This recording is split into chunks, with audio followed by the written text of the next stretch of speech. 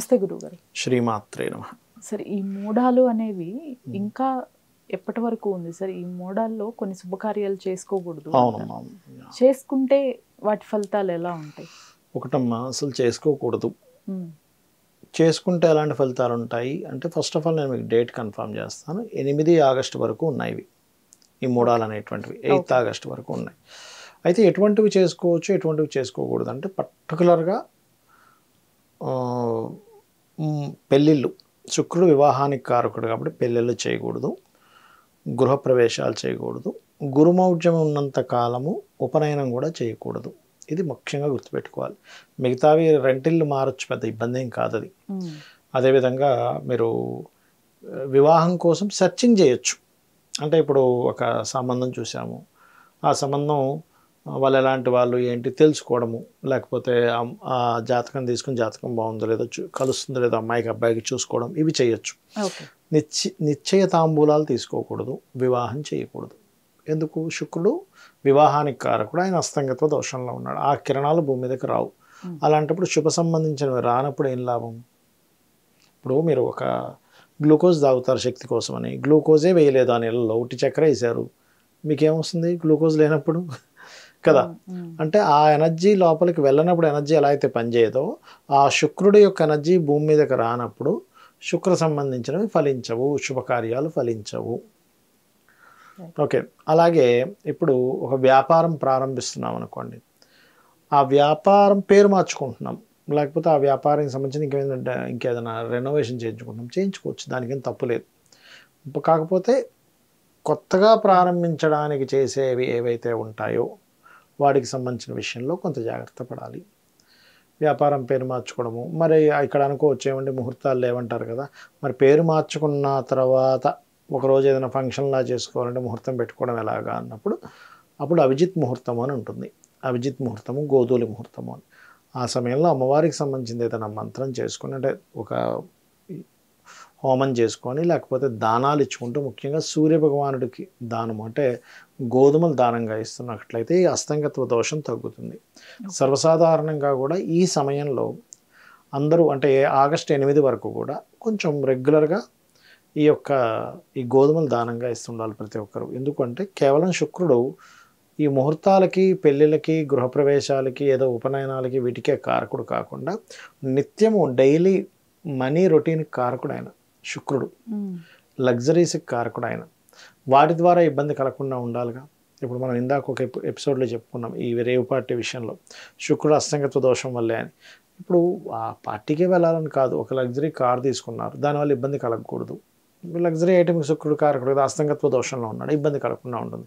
ఓ money ఎవరికైనా ఇచ్చాము, ఇబ్బంది కలగకుండా ఉండడం కోసం మనం గోధుమలు 1 కేజీ గోధుమలు, రెడ్ కలర్ క్లాత్, ఈ రెండింటినీ కలిపి దగ్గరలో ఉన్న పురోహితుడికి దానంగా ఇవ్వాలి.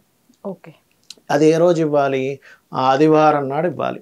అలా ఎప్పుడైతే ఇస్తామో ఏమవుతుంది, రవి యొక్క అనుగ్రహం కలగడం వల్ల ఈ అస్తంగత్వ దోషం అనేటువంటిది తొలగుతుంది. ఇది మెయిన్గా గుర్తుపెట్టుకోవాలి. అలాగే మరొక విషయం ఏంటంటే, ఇక్కడ ఈ చిన్న చిన్నవి అంటే ఏవి, జాబ్లో జాయిన్ అవ్వాలి, మనం ఆగక్కర్లేదు. జాబ్లో జాయిన్ అవ్వడానికి మూడానికి ఏం సంబంధం లేదు. అదేవిధంగా మీరు ఇంట్లో చేసుకునేది ఏదైనా చిన్న చిన్న వ్యాపారాలు ఉంటాయి. ఇది ఇంట్లో కొంతమంది చూడమ్మా, ఇవి కొన్ని క్లాత్స్ ఇంట్లో మిషన్ ఉంటే వాళ్ళు కుట్టేసి ఇచ్చేస్తుంటారు, 100-200 పీసులు వాళ్ళు కట్ చేసి ఇస్తారు, వీళ్ళు ఇచ్చేస్తుంటారు. నిత్య జీవితం నడిచేవి ఇవన్నీ. దీనికి మీకు చిన్న చిన్న వాటికే మీరు ఆపుకోవాల్సిన పని ఏం లేదు, ప్రయాణం ఆగాల్సిన పని లేదు. మౌఢ్యమి కదా ప్రయాణం చేయనంటారు కొంతమంది, దానికి సంబంధం ఏమీ లేదు.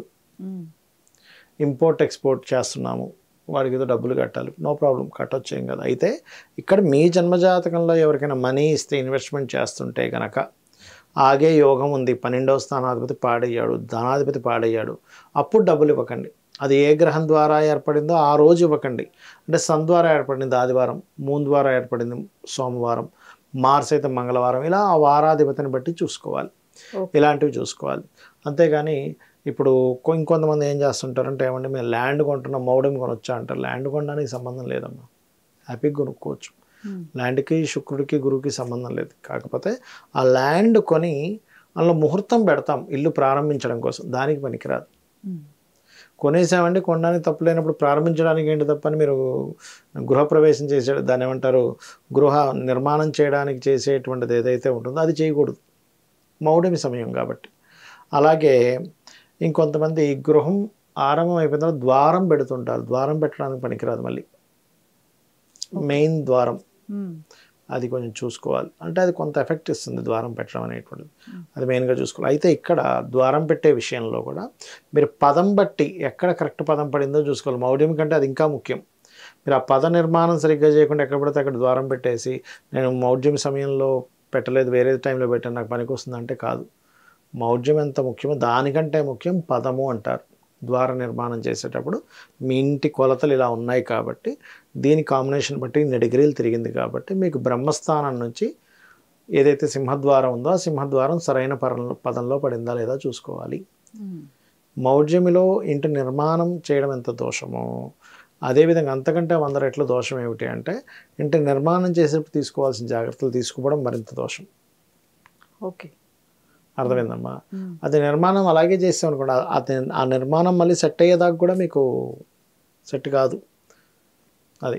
కాబట్టి ఈ మౌఢ్యంలో రెగ్యులర్ చేసేటువంటి పనుల గురించి ఏమీ కంగారు పడకుండా ప్రత్యేకంగా పెళ్ళిళ్ళు, గృహప్రవేశాలు, ఉపనయనాలు, నిశ్చయితాంబూలాలు ఇటువంటి వాటి జోలికి మాత్రం వెళ్ళకూడదు అని చెప్పి శాస్త్రం స్పష్టంగా చెప్తుంది. సో ఇవి చూసుకుంటే సరిపోతుంది.